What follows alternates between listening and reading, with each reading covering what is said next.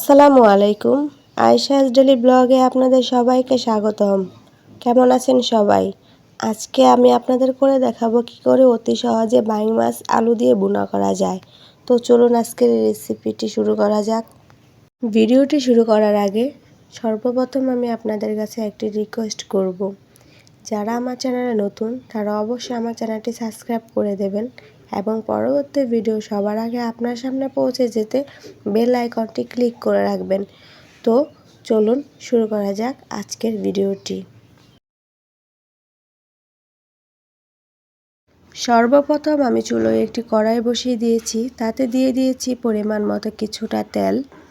তারপরে এখানে আমি দিয়ে দিব সামান্য পরিমাণ লবণ। লবণটা দেওয়া শেষ হয়ে গেলে এখানে দিয়ে দেব আমি কেটে রাখা আলুগুলো আপনারা এভাবেই কেটে নেবেন। আলুগুলো দিয়ে দেওয়ার পর এখানে আলুগুলো আমি ভালো করে ভেজে নেব।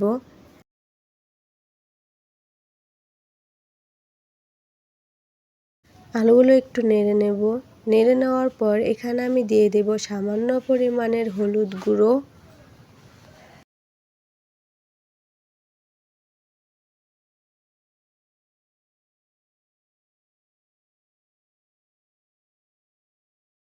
দিয়ে দেওয়ার পর আলুটাকে এখন আমি ভালো করে ভেজে নেব। হলুদটা দেওয়ার কারণ হচ্ছে আলুটার রঙটা খুব সুন্দর হবে, ভাজার কালারটা একদম হলুদ হলুদ ভাব, খুব সুন্দর একটি কালার হবে। দেখতেই পাচ্ছেন হয়ে গেছে আমার আলুটা ভাজা। এখন আমি আলুটাকে উঠিয়ে নেব।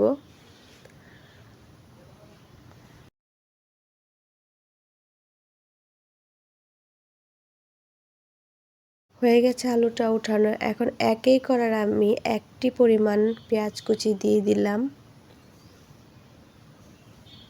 এখন এই পেঁয়াজটাকে আমি হালকা পরিমাণে একটু ভেজে নেব। তারপর এখানে দিয়ে দেব আমি 1 টেবিল চা চামচ পেঁয়াজ বাটা।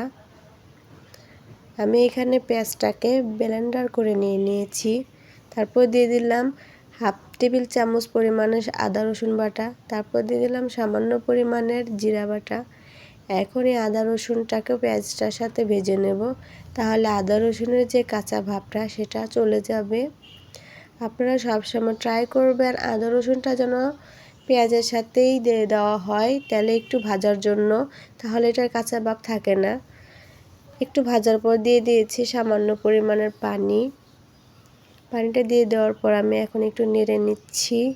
তারপর এখানে আমি দিয়ে দেব এক এক করে শুকনো উপাদানগুলো।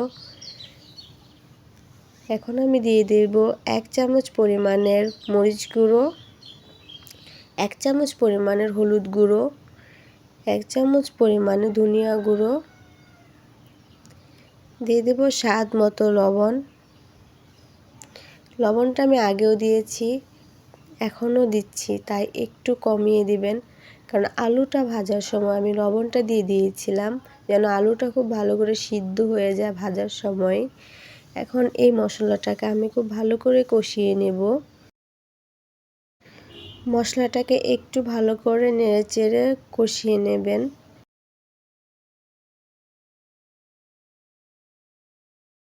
মশলাটা কষানো হয়ে গেলে, পুরোটা হতে হবে না, কিছুটা কষানো হয়ে গেলে এখানে আমি দিয়ে দেব মাছগুলো।